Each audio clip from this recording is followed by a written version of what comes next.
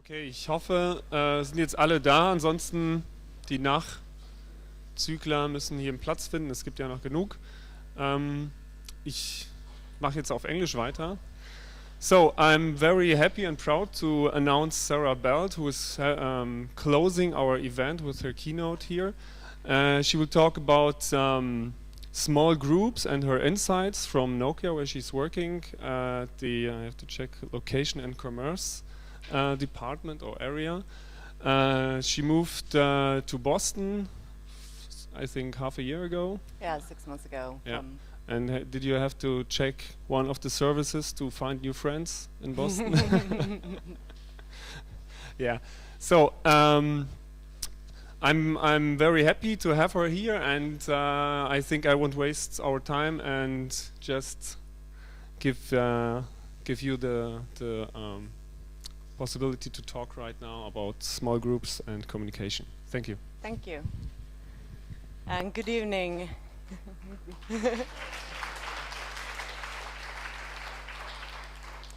Good evening, Berlin UXers. It's good to see you. Thanks for having me. Yeah, and I know everybody's brain hurts right now after a long day, so I'll try to be brief.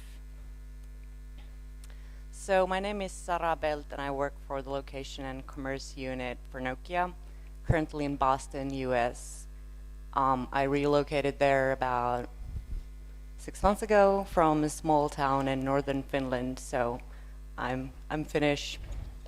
Pardon my English.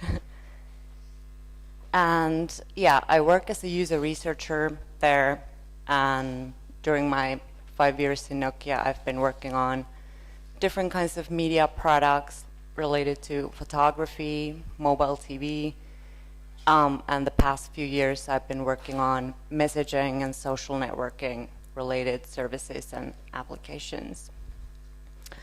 And most recently, during my 6 months in the US,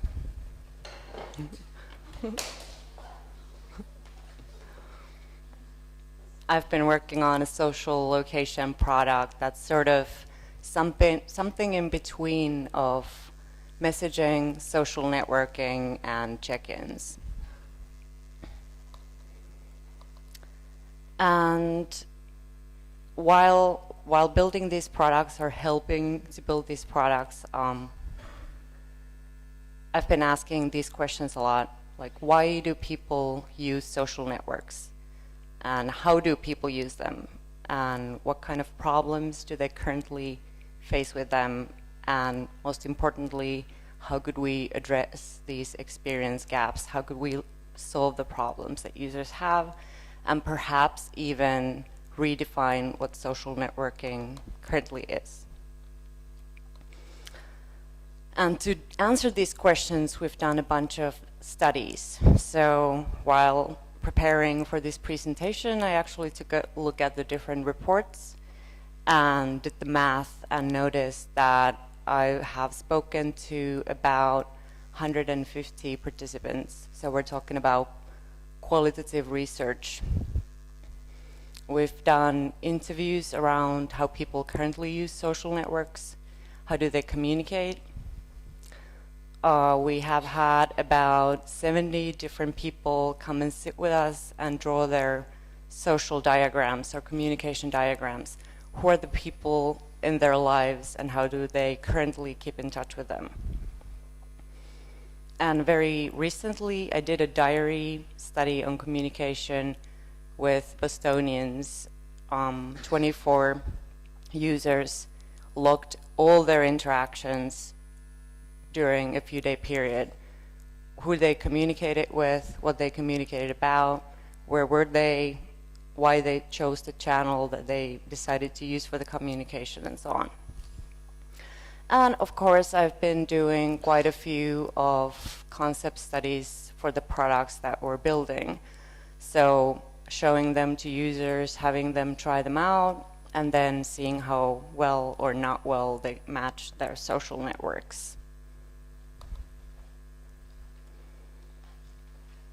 So I will talk about two different things today.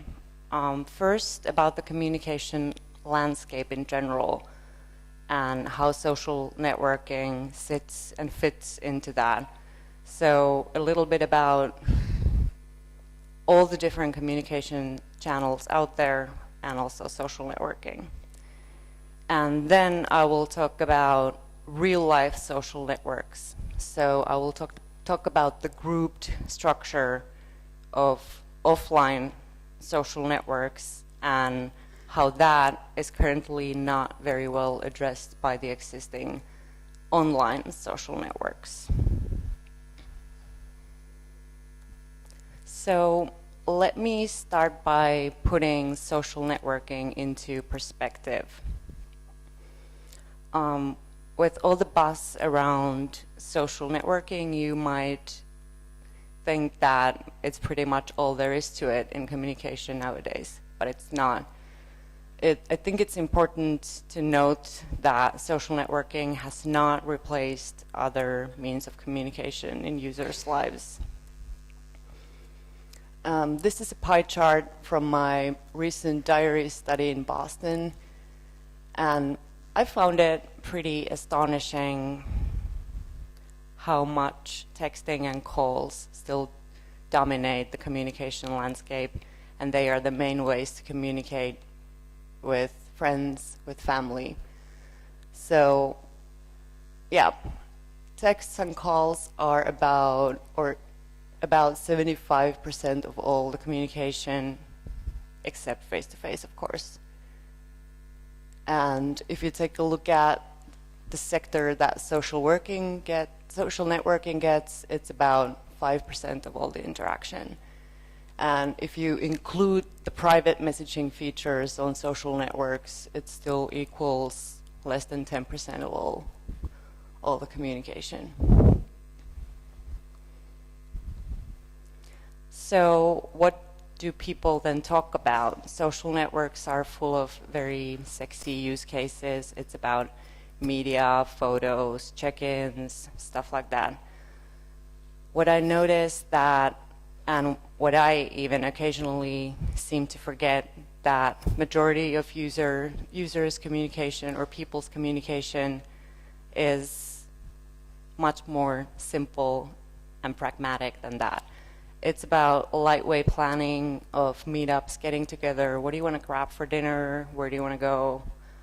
And coordinating everyday routines, checking up on your loved ones. How are you? What have you been up to? So on. And communication also happens with, like active communication, happens with surprisingly few and often local people close to you, local contacts. It seems to be still true. I think I read about this study around 5 years ago, the first time which had a finding that about 75% of all the communication with your mobile, texting and calls is with your 5 top contacts. So it's a very limited number of people. And also on social networks, people on Facebook actively, on average, communicate with less than 10 people.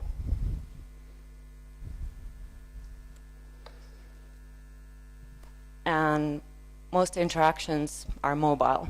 I think that's good news for us, and important to note, because for social networks, the user interface on the mobile clients, the mobile web, it often seems to be secondary compared to the desktop web, the laptop interface, or the computer interface. So what we found, this is a limited sample of users, but I think it's indicative of a larger phenomena, that only around 15%, 16% of all the communication is on a computer. The rest of it is on your mobile. So, how do users then, what channels do they use to communicate? We took a look at that. We noticed that it's a lot of text and calls, but how do they make the decision which channel to use? I think some of this it's a no-brainer. Everybody has experience on the decisions that you make when you choose how to catch up with your friends or how to contact them about meeting for dinner and so on. But I think it's very important to keep these things in mind when you're designing the social networks and when you're designing messaging or communication tools. So some channels, all the channels have benefits to them, and they're suitable for different kinds of situations. And these are some of the things that I have listed here that users consider when they decide on a communication channel.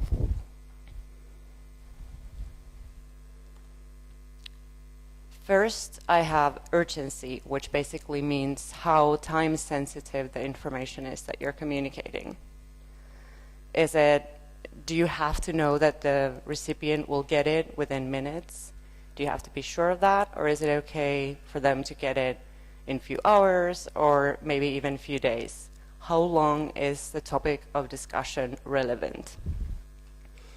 And the chart again is from the diaries, and I found it quite surprising that 45% of all the interactions that users had logged in their diaries were more or less urgent. They needed to be delivered. The information needed to be delivered within minutes, within less than an hour.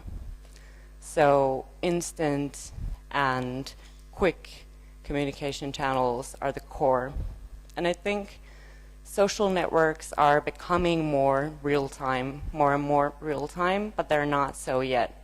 If users, the people that I have interviewed and whose interactions I viewed on their diaries, they do not currently choose social networks for urgent communications, and it's a huge chunk of their communication. So how could we get some of that?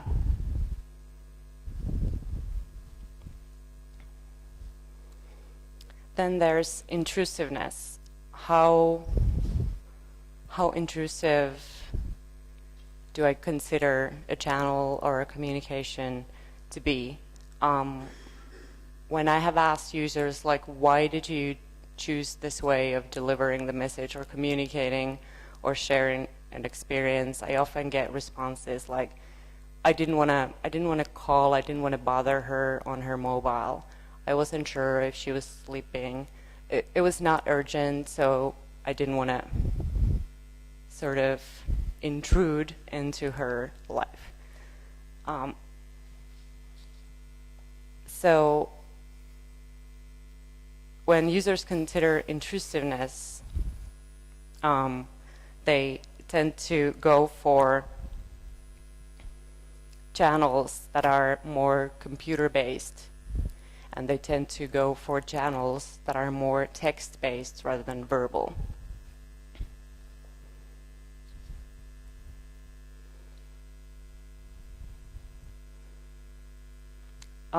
Another factor is place. Where are you when you're communicating, and where is the recipient? And this is a chart that indicates where users usually are when they do communications. They're largely at home, but also oftentimes work or school, or on transport in their cars or in the subway. And we tend to think when we build social networking services or social apps that users they're all the time in restaurants and they're doing exciting things and so on. But this is the reality. And how does the place then impact the communication channel? Well, let's say that you're in transport, you don't have service on your mobile, or at least you probably don't have the internet.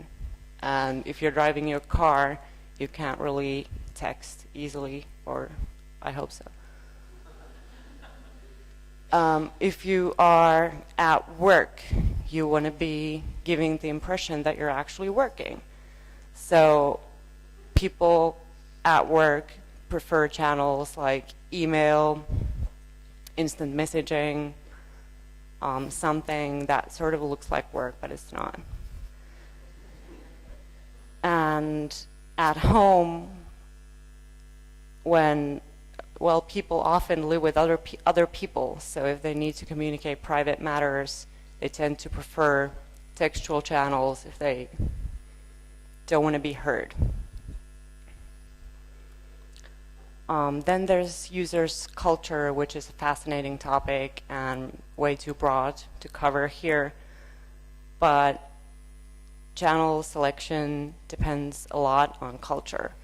I don't know about Germans, you can tell me, but people in the US and people in the UK are very comfortable in communicating over textual channels.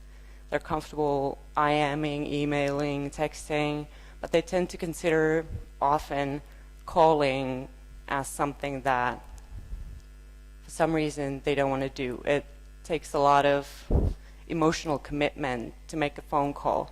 It takes a lot of time. You don't know exactly how much time it's going to take. You sort of take a step in the dark when you make a phone call. So, but if you compare that to cultures, for instance, cultures like Spain, where people don't really consider a text as real communication. It's face-to-face. It needs to be verbal. That's how you deliver messages to your close ones. And of course, no-brainer, communication channel depends on what you want to communicate. What's the topic of the discussion? So, are there attachments? Do I want to send photos? I can only use channels that allow me to do that. Is it a group communication or is it one-on-one? Is it something that's very private that I can't do on social networks? Is it something very official that I would perhaps like to leave a record on, in which case I would go for something like email to leave a proof or leave a mark of the conversations. And on the other hand, if you don't want to do that, you would use verbal channels. And of course, the recipient. Who are you communicating with? People that I have spoken to have some sometimes sort of weird reasonings, and that might seem random in why they choose a specific channel with a specific person. Like the example that I already mentioned, I tend to avoid calling this or that person because they're so talkative that I can't get out of the phone if I make the phone call. So I always prefer to use something asynchronous and preferably textual. If it's my parents, I can't use Facebook because they're not on Facebook. And if it's, well, let's say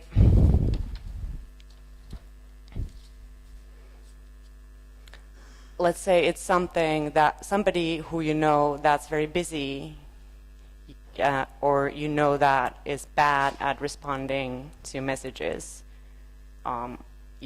that impacts the channel that you choose. But the more sort of general pattern here is that not all the communication channels are universal, and people do communicate. The people in their social networks are different. So the more universal the channel, the better. There are a lot of like very loved communication channels, like the BlackBerry Messenger, for instance. But only so many people in your social network do have BlackBerries, so what can you do? So something that would be an ideal communication channel would be very platform agnostic. And probably due to the limitations of current communication channels,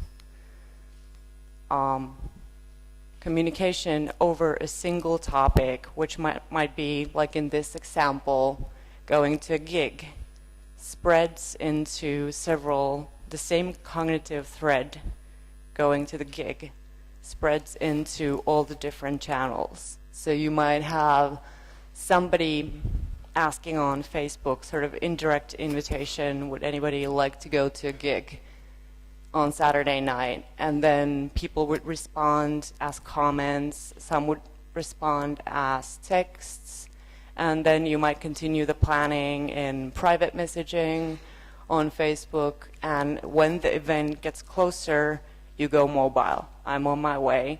Where are you? Where should we meet? What should I wear? Does this look good? Picture, message, send.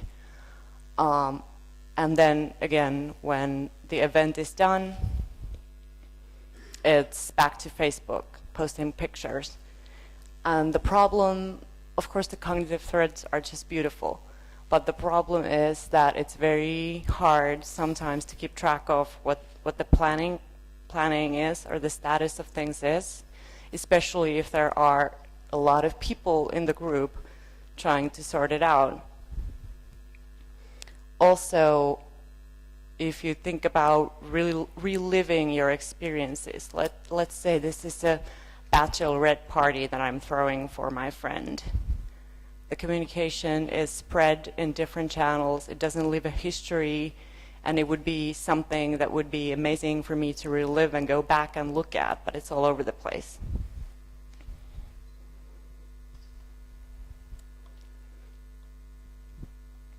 So I guess the logical question is, why should we then care about social networking at all if there are so many limitations to it? Well, it's just huge, and it's there to stay probably. The global social networking penetration is around 50%, which is just astonishing to me. And people also have and get a lot of very delightful experiences from social networks.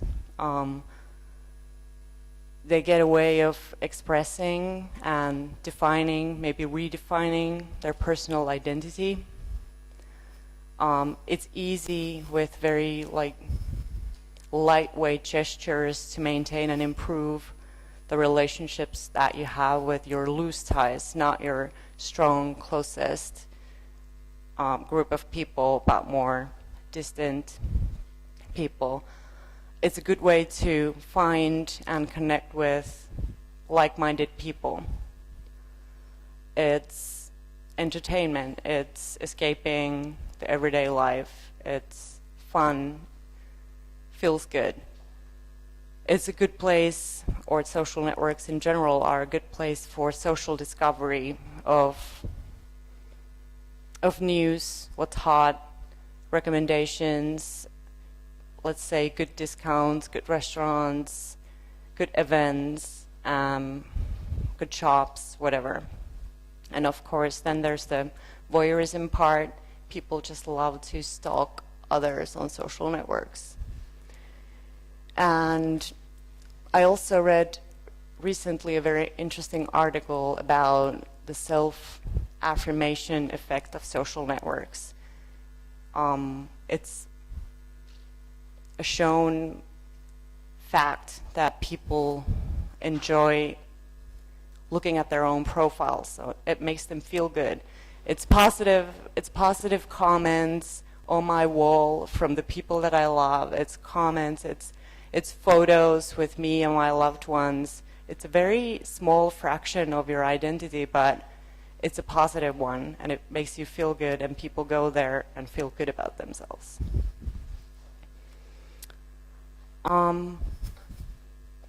However, there are some evident experience gaps in addition to the communication ones that I already mentioned in social networking services. And to me, the two that jump out the most are the privacy concerns.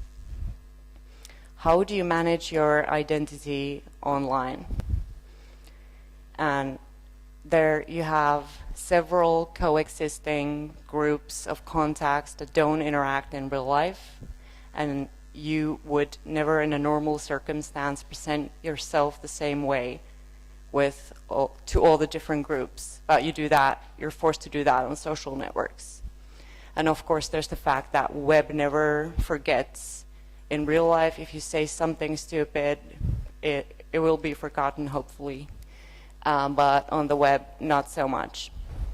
And of course, the security, misuse of information, personal information, all that.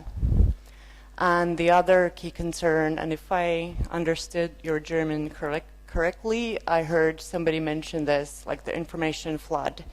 It's just overwhelming. Your newsfeed is full of things that some of which you find relevant and interesting, some of it not so much. And one of the core reasons for these two experience gaps on social networks, in my opinion, and based on the research that we've done, is the fact that real life social networks consist of groups. The model that social networking services online are built on does not match the model of real life social networks. So this is what I mean. Online you have oftentimes one big bucket of friends or followers or contacts. And in reality, users' social networks look more like this.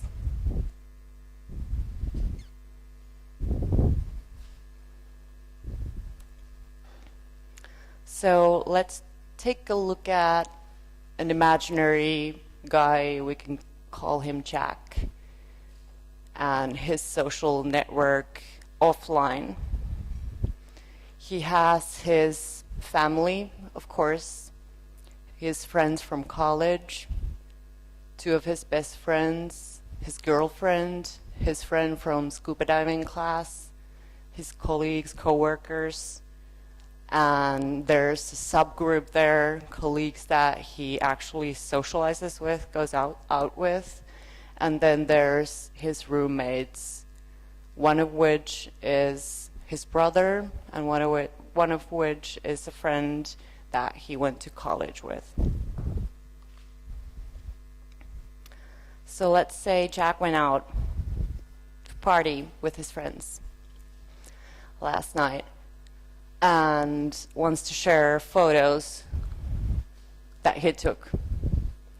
But for obvious reasons, he doesn't want to share them with colleagues and maybe not even with his family. And with how social networks are currently structured online, Jack's in trouble. He has the problem of how to manage his self-presentation online. So he has few options here. He can try dealing with very cumbersome privacy settings. The problem with this is that users don't want to do that. I read a study that stated or concluded that only about 30% of people actually do like fine-tuning of their privacy settings on Facebook. They do limit the profile from non-friends, but that's all they do. And I read about another study which reported just alarming error rates on privacy setting usability tests. If I remember correctly, it was something around 70% failure rates on some tasks. Users just don't know what they're doing when they're looking at privacy settings, and they make mistakes and they share to more people than they actually think they do. And then there's, of course, the self-censorship And that's not what we want. That means that he decides not to publish the content, not to post it anywhere, and it can't be a very delightful experience for him if he just has to screen or filter half the content that he actually wanted to post. And then there's a very interesting and common phenomena of collaborative privacy management. So together with your friends, agreeing on what do we post. And it's actually quite impressive, the effort that the users go through to do that. They might send the photos first over email for review, or they might call a person to ask, is it okay if I post pictures of you? Or they might open an album to the people in the pictures first before they publish it and get everybody's permission. Okay, so let's take a look at another example. Jack wants to have a housewarming party with his roommates. He doesn't really want his colleagues to join except the ones that he socializes with. There's no point to invite the Chicago friends because they're not in the same city. It's not relevant for them. And he doesn't want the family even to know about it because it's not a family event, but he doesn't want to make them feel bad.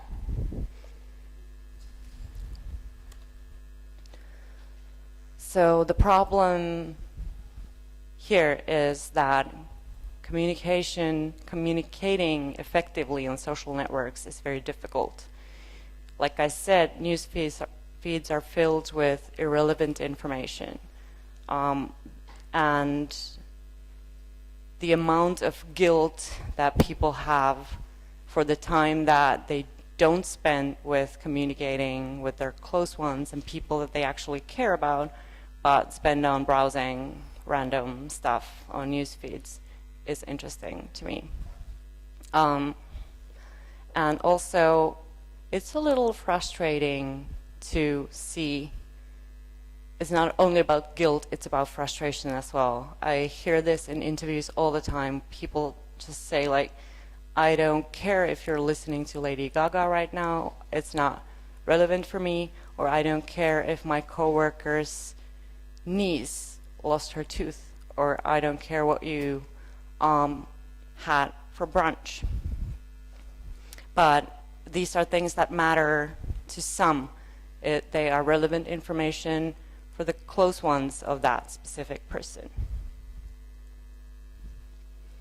So, okay, we've seen the group structure in our research, and we have started to think, how do we then solve this? And to do that, we wanted to get some details on what do the groups look like and what's happening over there. So let me just share a few key insights with you on that.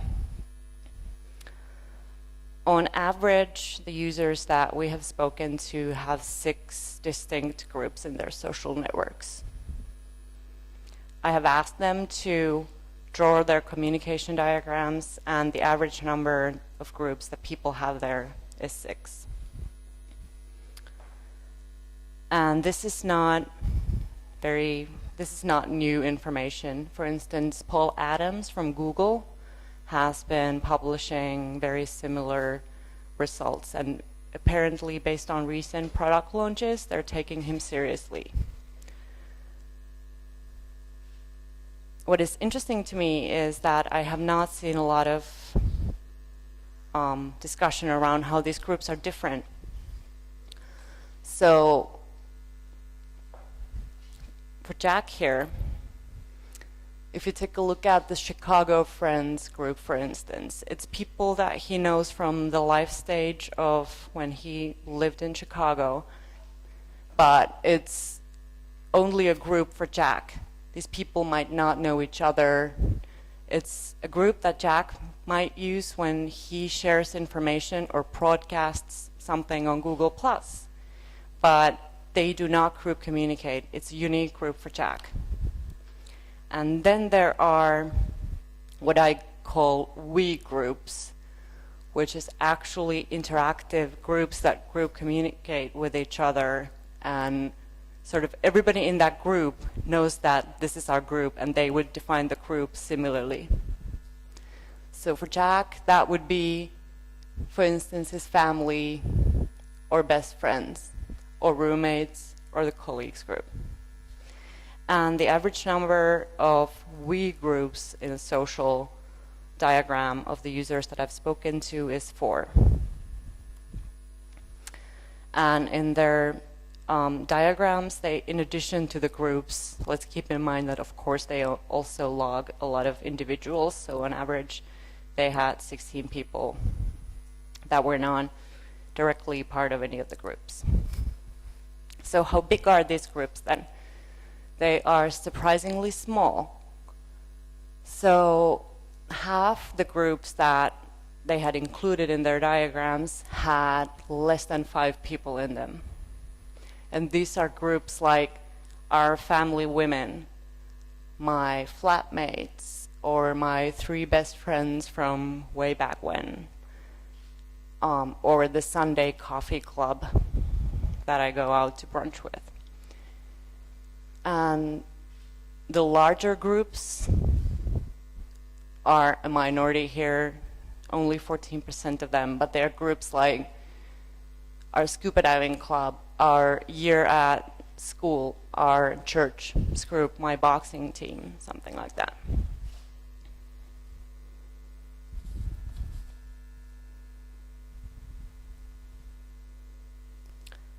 And one important consideration is that social networks, they're dynamic. They're not static. Online, your friend count just keeps accumulating. You add more people. But in fact, there are people and new groups in and out of your real-life social network all the time. The lifespan of the groups varies a lot. There are very short-lived groups like transient group discussions, like the bachelorette party. I invite my friends of my friend that I don't know, and we form a group for the party. We do a little planning. We might share photos after, but that's it. It's a very transient thing. And then there are very lifelong groups like family. And larger groups are different from the smaller groups, so that larger groups tend to have shorter lifespan because they're related to hobbies or life stages. And large groups also tend to become smaller over time, and that's likely because the nature of communication is not democratic in larger groups. There are the broadcasters who are actively sharing things, and there are the receivers who are sort of more observing, and it's easier for the receivers to drop out, and you end up with a smaller group of people. So this is to close my talk about small group communication. So what I actually found quite astonishing is that people communicate as small groups already more than they do broadcasts on social networks. And by broadcasts, I mean actual, I exclude all the private messaging like chatting and inbox and direct messages from that. But actual open to all my friends posts on social network, the number is fewer than it is for small group communication. And and this is surprising to me because there really are not any elegant small group communication interfaces or services out there available. So people use channels that are optimated for peer-to-peer, one-on-one communication as when they're communicating with small groups. So it might be texting with a group of friends that I'm going out with, and it's back and forth, people texting each other, or emails, or Skype calls, or something like that. Okay, I think we're done.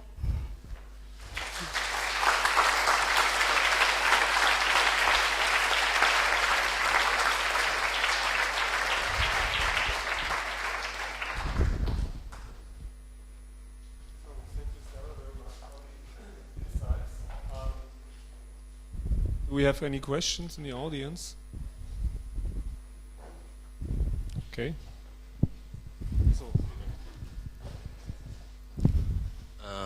The style of groups I communicate to and with, I think Google has the same idea. Do you think they nailed it, or are there still points missing? Well, this is my personal opinion, not the company opinion, but for Google Plus, to me, is a broadcasting channel.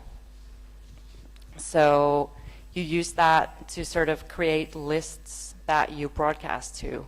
It's not a genuine group communication channel, because there you can't really see who else is in that list. So it's not a genuine like interaction, like mutual communication. It's only a list for you to limit who gets to see what. Make sense or no? There's another question.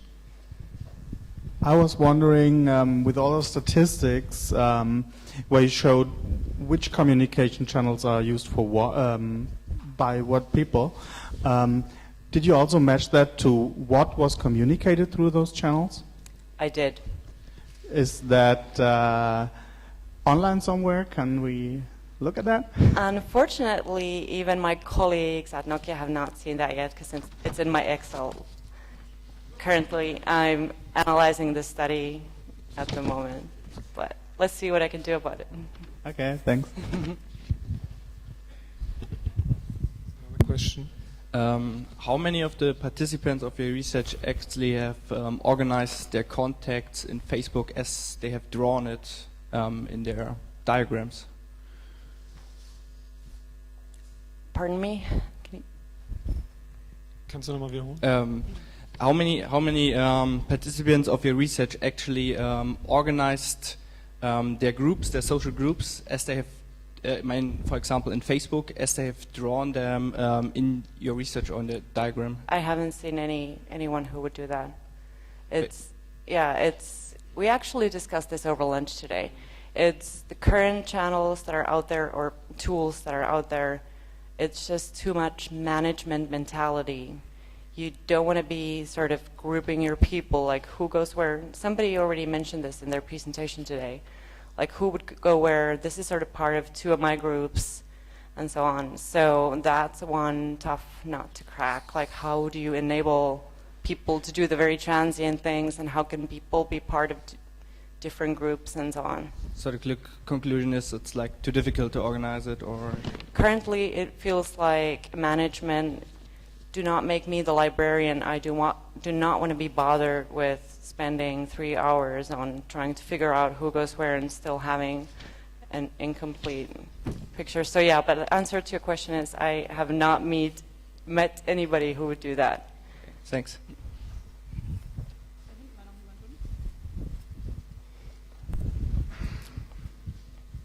Question from the far back and dark end of the room. We can switch on the lights maybe. No, it's okay.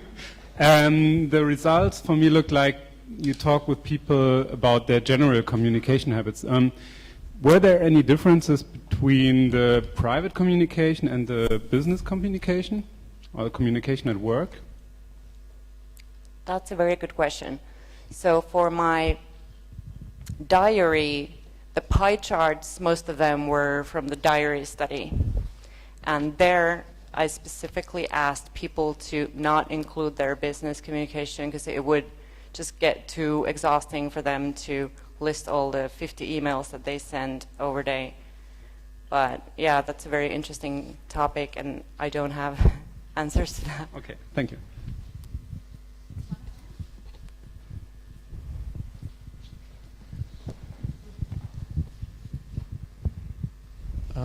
What do you think about tagging messages or content to enable better filter systems?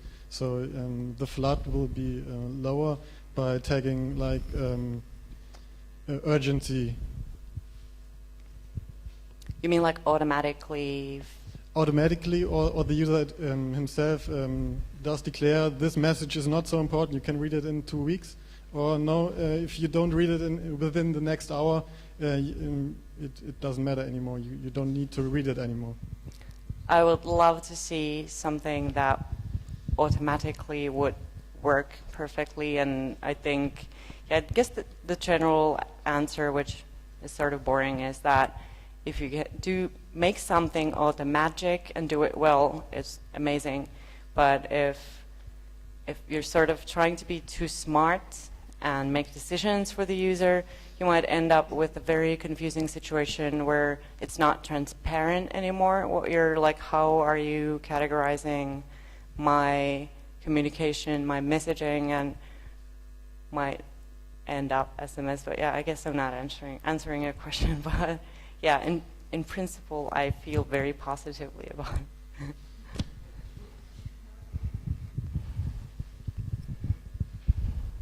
Now you told us that there are no elegant channels to communicate, that the networks don't show our real social life or real circles, and it's a problem that everyone sees every day when chatting or surfing, and we are frustrated about it, and it's good that we now got to see it again, and that we are thinking about it. But what would you do about it?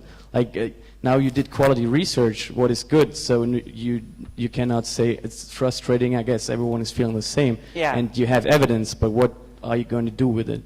Yeah, I'm glad I'm a user researcher, not a designer. But you should check out Nokia Pulse. It's the product that I'm currently working for, and we're trying to address these questions by sort of converging different communication channels, and it's also a group communication tool. It can be one-on-one, but it's optimized for group communication. So my answer would be Pulse. Maybe in the meantime I have a chance also. Yeah. So I have one question. When do you think you have to refresh this study? It is really amazing, but the changings in society are running so fast. So maybe you have to do it in iterations, or do you have an idea about this? I would like to know, how do you see the process? Yeah, I totally agree. I don't have a plan yet, but it would be, because for the actual communication logging, I did not include any other cultures beside US, and it's definitely a problem for that study. So not only should it be done sort of refreshed, like you said, but also deepening. Yeah, I would really love to see, sort of compare different cultures, because we've done cross-cultural stuff on other research topics, and I mentioned some of them today as well, and there can be major cultural differences. Okay, so you have a really great job, I think. Thank you. Yeah, you've been talking about inefficiency in the communication, and I think doing the math that you presented and this thing that we have seen before, that about 10% of communication is running over social networks. But on the other hand, 50% of the people are on the social networks, and they are spending a quarter of their time, online time, on social networks. I'm asking myself, what the hell are they doing there? Or is it that inefficient so that really can't manage it? Or are they just uploading files up there and waiting till the bar is lurking. 100%? Lurking. Yeah. Just, yeah. I was very surprised by the figures or the small fraction of actual active communication that happens on social networks. But you're right, like people spend a lot of time there. But yeah. But on the other hand, you suggested the we groups that we've been talking about also. And you mentioned that there's some kind of peer review mechanism to, you have to ask your group about uploading a picture. But for me, it would make this communication or this network also much more inefficient for me as a user, as an individual. And then maybe I would say, okay, if anybody has to check first, and I don't know, I know this one, the one friend in this group is a lazy one, and he will check in a week, and then it doesn't make sense anymore. I agree. So the collaborative privacy management that I mentioned as a strategy applies to current social networks. So that's what people currently do on Facebook, on Orkut, and so on. But I think there are sort of opportunities there to make it more playful, make it entertaining, but yeah, it's a lot of work. Okay, one last question.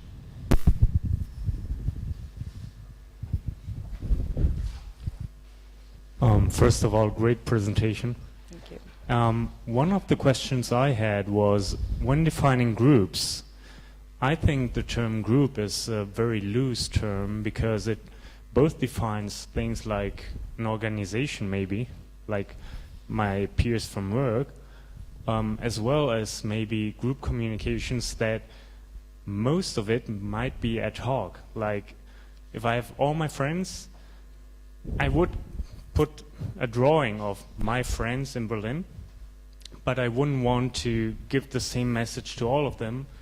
Maybe if I want to go for a beer, yes, but if I want to go to a heavy metal concert, maybe just to the metalheads or stuff.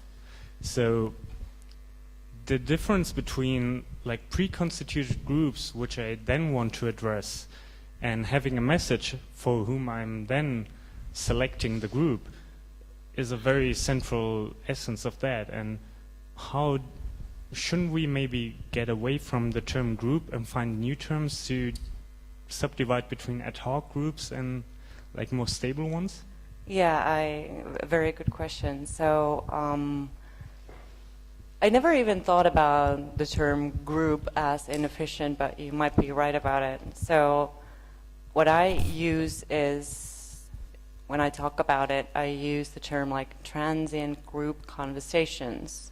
It's a conversation, it's a topic-driven thing. It's about what you talk about, not so much about grouping of the people. And then there's the actual, these are the people, and with them we can talk about whatever, but you see what I mean? But yeah, I'm not sure how that would then turn into a smart solution of things. So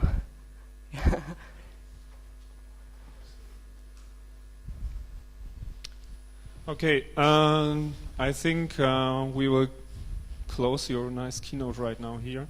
And there is space for additional questions later on when we go over to the restaurant for networking and so on. So once again, thank you very much for the talk Thank you. and for being here.